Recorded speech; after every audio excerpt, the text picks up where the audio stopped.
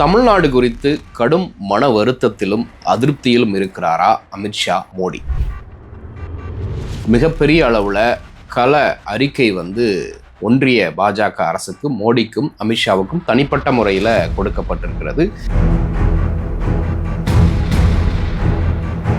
நிச்சயமாக திமுக கூட்டணி இத்தனை இடத்துக்கு மேலாக தமிழ்நாட்டில் வெற்றி பெறும் 2026 தேர்தல். இந்த வெற்றி இந்தியா முழுக்க எதிரொலிப்பதற்கான வாய்ப்புகள் அதிகம். இதற்கு மேல் ஒன்றுமே செய்ய முடியாதா அப்படிங்கிற லெவலுக்கு கைமீறி போய்விட்டதாக கடும் அதிருப்தியில மோடியும் அமித்ஷாவும் இருப்பதாக பல்வேறு தகவல்களை அரசியல் திறனாய்வாளர்கள் பேச ஆரம்பிச்சிருக்கிறாங்க.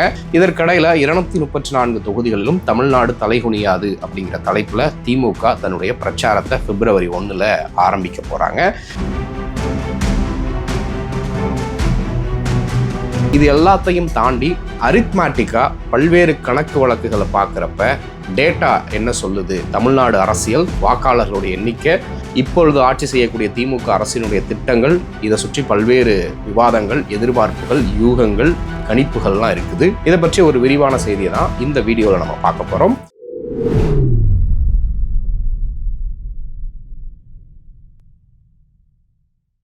கோபாசை நண்பர்களுக்கு வணக்கம். வீடியோக்குள்ளே போகிறதுக்கு முன்னாடி சேனலை மறக்காமல் சப்ஸ்கிரைப் பண்ணிடுங்க. இந்த வீடியோவை லைக் பண்ணிவிட்டு உங்கள் கருத்துக்களை மறக்காமல் கமெண்ட் செக்ஷனில் பதிவிட்டுருங்க.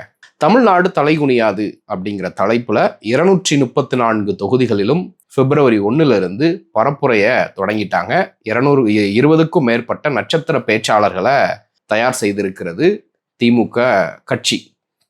இது மட்டும் இல்லாமல் கட்சி சார்பில் 7.5 லட்சத்திற்கும் அதிகமான பூத் கமிட்டி மெம்பர்களை நியமிச்சிருக்கிறாங்க. கிட்டத்தட்ட 2 கோடிக்கும் அதிகமான மக்களை நேரடியாக சென்று சந்தித்து பூத் கமிட்டி, அதாவது என் வாக்குச்சாவடி வெற்றி வாக்குச்சாவடி அப்படிங்கிற தலைப்புல கட்சி பூத் கமிட்டி மெம்பர்களுக்கு உத்தரவு பிறப்பிக்கப்பட்டிருக்கிறாங்க. அவங்க ஆல்ரெடி களத்துல வேலை செஞ்சிட்டு இருக்கிறாங்க.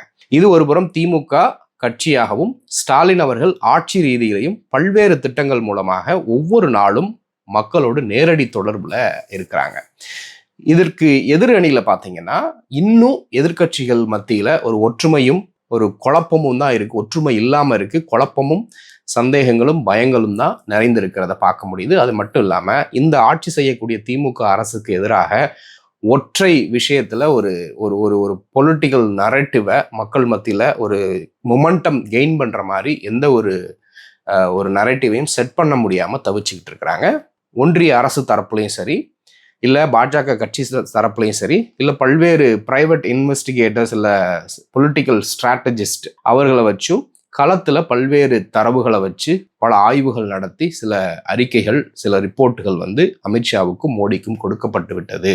அதன் அடிப்படையில் அவர்கள் கடும் அதிருப்தியில் இருக்கிறாங்க அப்படின்னு அரசியல் திறனாய்வாளர்கள் இப்போ பேச தொடங்கி இருக்கிறாங்க. அதற்கு வெளிப்படையாகவே பல்வேறு காரணங்கள் தமிழ்நாடு அரசியல் சூழ்நிலையில இப்போ உலாவிக்கிட்டு வர்றதை பார்க்க முடியுது. மதுராந்தகத்துல என்டிஏவினுடைய மீட்டிங் நடக்கிறது. ஒரு காலகட்டத்தில் தமிழ்நாடு அரசியலை பொறுத்த வரைக்கும் எதிர்கட்சி கூட்டணியாக இருக்கட்டும், இல்லை ஆளுங்கட்சி கூட்டணியாக இருக்கட்டும், இப்பொழுதும் திமுக கூட்டணி ஆட்சியில் இருக்கு. இதே நேரத்தில் ஒன்றியத்தில் காங்கிரஸ் ஆட்சியில் இருந்தாலும் தமிழ்நாடை பொறுத்த வரைக்கும் அந்த கூட்டணிக்கு திமுக தான் தலைமை தாங்குது. அப்படின்னா அந்த கூட்டணி விவகாரங்கள் பல்வேறு விவகாரங்களை முடிவெடுக்கிறது அறிவாலயத்தில் தான் மீட்டிங் நடக்கும். அதை முடிவு பண்ணதுக்கு பின்பு தான் காங்கிரஸ் தலைமைக்கு போகும். ஆனால் அதிமுக எப்பயும் இல்லாத அளவுக்கு ஜெயலலிதா, எம்ஜிஆர் அவர்கள் இருந்த காலகட்டங்களை தாண்டி இப்போ அதிமுகவினுடைய கூட்டணி விவகாரங்களை குறித்து பியூஷ் கோயலும் அமித்ஷாவும் முடிவு பண்றத தமிழ்நாடு மக்கள் ஒரு புறம் விரும்பாம இருக்காங்க. இன்னொரு புறம் அதிமுக தொண்டர்களும் அதை விரும்பவே இல்லை அப்படிங்கிற ஒரு குழப்பமான சூழ்நிலை. இந்த பக்கம் திமுக அவங்களுடைய கூட்டணியை இன்டாக்டா வச்சிருக்கிறாங்க. 3-4 தேர்தல்களுக்கு மேலாக வெற்றி பெற்று தொடர்ந்து வெற்றியை மட்டுமே பெற்று 45% அளவிற்கு வாக்குகளை சிதற விடாம அப்படி இன்டாக்டா வச்சிருக்கிறாங்க. மறுபுறத்துல அதிமுகல இருந்து பாமக 2ஆக பிரிஞ்சு கிடக்குது. சீமான் தனிச்சு நிற்கிறாரு, விஜய் தனிச்சு நிற்கிறாரு, ஓபிஎஸும் சசிகலாவும் என்ன முடிவு பண்ண போறாங்க அப்படிங்கிற தகவலை இன்னும் வரல. பிரேமலதா என்ன முடிவு பண்ணியிருக்காங்க அப்படிங்கிற தகவல் வரல. ராமதாஸ் என்ன முடிவு பண்ணியிருக்கிறார்ன்ற தகவலும் வரல. ஏன் கிருஷ்ணசாமி அவர்களும் புதிய தமிழக கட்சியினுடைய நிறுவனர், அவரும் என்ன முடிவு பண்ணியிருக்கிறார் அப்படிங்கிற தகவலும் வரல. ஸோ February 1 தமிழ்நாடு தலைகுனியாது அப்படிங்கிற தலைப்போடு திமுக களத்துல இறங்கிட்டாங்க. இப்போ திமுக எதை முக்கியமாக நம்பி இருக்கிறாங்க, எதன் அடிப்படையில் இந்த 2026 தேர்தல் பார்த்தீங்கன்னா பல்வேறு முகாந்திரங்கள் இருக்கு. முதல் காரணங்களாக அவங்க முன்வைக்கிறது என்னன்னா, பெண்கள் ஓட்டை கவரணும், பெண்கள் ஓட்டை வச்சு மையமா வச்சு இந்த தேர்தலை சந்திக்கிறாங்க. ரெண்டாவது, வழக்கம் போல ஒன்றிய பாஜக எதிர்ப்பு, மோடி அரசு எதிர்ப்பு, தமிழ்நாட்டுக்கு துரோகம் செய்யக்கூடிய அடிமைகளுக்கு எதிரான பிரச்சாரம்.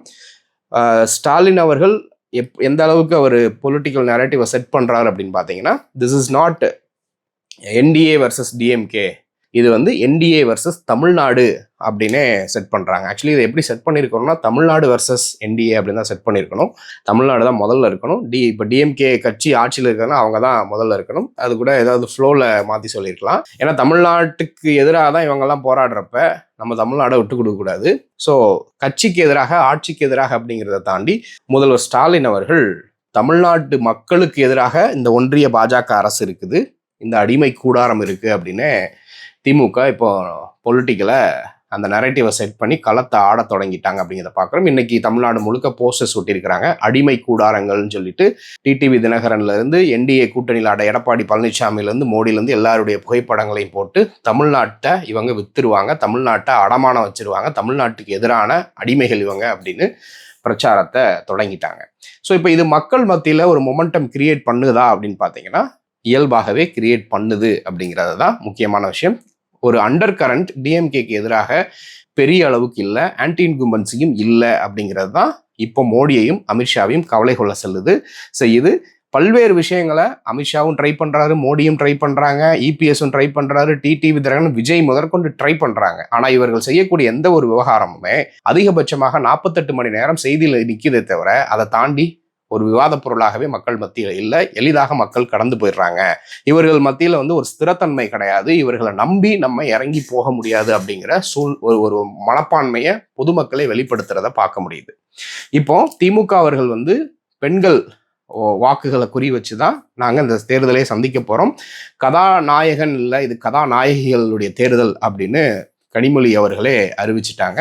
தஞ்சாவூர்ல நடந்த பெண்கள் மகளிர் மாநாட்டில் வந்து அதுல வந்து அறிவிச்சிட்டாங்க. இதுல தெளிவாக தெரியுது, தமிழ்நாடை பொறுத்த வரைக்கும் 6 கோடிக்கும் அதிகமான வாக்காளர்கள் இருக்கிறாங்க. இதுல 3 கோடியே 20 லட்சம் வாக்காளர்கள் அதிகமாக தான் பெண்கள் வாக்காளர்கள் இருக்கிறாங்க. 3 கோடி அதோட சேர்த்து கொஞ்சம் தான் 3 கோடியே 10 லட்சம் இல்லை 3 கோடியே 6 லட்சம் அந்த லெவலில் தான் ஆண்கள் வாக்காளர்கள் இருக்கிறாங்க. ஃபைனல் வரைவு வந்து இன்னும் எலெக்ஷன் கமிஷன் வெளியிடலை. மேபி தேர்தலுக்கு 1 மாதத்திற்கு முன்பாக எல்லா எஸ்ஐஆர் பணிகள் எல்லாம் முடிஞ்சு ஒட்டுமொத்தமாக இத்தனை கோடி வாக்காளர்கள் இருக்கிறாங்க அப்படின்னு அறிவிப்பாங்க. இப்போ சொல்லக்கூடிய இந்த டேட்டா அப்படிங்கிறது 2024 நாடாளுமன்ற தேர்தலை ஒட்டி வந்த டேட்டா. ஸோ அப்படி நீங்கள் கணக்கு பண்ணி பார்த்தாலும் ஆண் வாக்காளர்களை விட பெண் வாக்காளர்கள் தான் அதிகமாக தமிழ்நாட்டில் காணப்படுறாங்க. இதில் பெரிய முக்கியமான விஷயம் என்னன்னு பார்த்தீங்கன்னா, 234 தொகுதிகளிலும் 5000 7,000 பெண் வாக்காளர்கள் அதிகமாக இருக்கிறாங்க. அது மட்டும் இல்லாமல் ஒவ்வொரு தேர்தலிலும் கடந்த 15 ஆண்டுகளில் ஒவ்வொரு தேர்தல்களிலும் பெண் வாக்காளர்கள் தான் அதிகப்படியாக வாக்கு செலுத்தியிருக்கிறாங்க. 74% 76% வாக்கு பதிவாகுது அப்படின்னா அதுல ஆண் வாக்காளர்களை விட பெண் வாக்காளர்கள் தான் அதிகப்படியாக ஓட்டு போடவே வந்திருக்கிறாங்க அப்படின்னு சொல்லப்படுது. ஸோ இன்றைக்கு திமுக அரசு, முதல்வர் ஸ்டாலின் அவர்கள் ஒரு பொலிட்டிக்கல் லீடர் அப்படிங்கிறத தாண்டி ஒரு ஸ்டேட்ஸ்மேனாக மக்கள் மத்தியில் அறியப்படுறாரு. அதற்கு ஒரு சிறந்த உதாரணம், குடியரசு தின விழாவில் ஒருவேளை ஆளுநர் RN ரவி இருந்து இன்றைக்கு ஜெயலலிதா ஆட்சியில் இருந்தாங்க அப்படின்னா, RN ரவி இப்பொழுது அரசுக்கு கொடுக்கக்கூடிய குடைச்சல்கள் மாதிரி ஜெயலலிதா அவர்களுக்கு கொடுத்திருந்தா எந்த ஒரு மீட்டிங்கையுமே ஜெயலலிதா அவர்கள் அட்டன் பண்ணியிருக்க மாட்டாங்க. அவருடைய அப்ரோச் வேற மாதிரி இருந்திருக்கும். ஆனால் ஸ்டாலின் அப்படி இல்லை. யாருக்கு எந்த பதவிக்கு எவ்வளவு மரியாதை கொடுக்கணுமோ அந்த மரியாதையை கொடுக்கறதுல அவர் தயங்க மாட்டாரு. அட் த சேம் டைம் கண்ணியத்தையும் கடைப்பிடிக்கிறாரு. குடியரசு தின விழாவில் கவர்னர் ஜஸ்ட் ஒரு 1 வீக் பேக் தான் சட்டசபையில் என்ன மாதிரியான நடவடிக்கைகளில் ஆளுநர் ஈடுபட்டார், அதனால் என்ன மாதிரி அதிருப்திகள் வந்தது, எப்படி எதிர்வினைகள் வந்தது, முதல்ல ஸ்டாலின் அவர்களே எப்படி எதிர்வினை ஆற்றினார் அப்படிங்கிறத நம்ம பார்க்குறோம். ஆனால் ஒரு பொலிட்டிக்கல் டீசன்சி, ஒரு டெக்கோரம் மெயின்டைன் பண்ணணும் அப்படிங்கிறதுக்காக ஸ்டாலின் எந்த அளவுக்கு இறங்கி போய் அவருக்கு கை கொடுத்து வணக்கம்லாம் சொல்லி அந்த புரோட்டோகாலை ஃபாலோ பண்ணாங்க அப்படிங்கிறது ஒரு புறம் திமுக கட்சிக்காரர்கள் மத்தியில் இந்த அளவுக்கு ஸ்டாலின் சாஃப்டா இருக்கக்கூடாது அப்படிங்கிற ஒரு கோபம் இருந்தாலும், பொதுவான மக்கள் மத்தியில் மாநிலத்தில் பிரச்சனைகள் வந்துடக்கூடாது, பிஜேபி தொடர்ந்து இந்த ஸ்டாலின் அரசுக்கு தமிழ்நாட்டுக்கு எதிராக பிரச்சனை கொடுத்துக்கிட்டே வராங்க, ஆனால் இவர் அதை ரொம்ப டீசெண்டாக டிப்ளமேட்டிக்காக ப்ரொஃபஷனலாக ஹேண்டில் பண்ணுறாரு அப்படிங்கிற ஒரு ஸ்டாலின் ஆளுமை மீதான ஒரு நல்மதிப்பை வந்து அது அதிகரிச்சிருக்கு அப்படிங்கிறத பார்க்க முடியுது. குறிப்பாக இந்த 45 வயதிற்கு மேற்பட்ட மக்கள் இருப்பாங்க இல்லையா, அவர்கள் மனதில் ஒரு நல்ல மதிப்பை உருவாக்கி இருக்கு அப்படின்னு பரவலாக சொல்லப்படுது. இதை தாண்டி பார்த்தீங்கன்னா 2,20,00,000 அதிகமான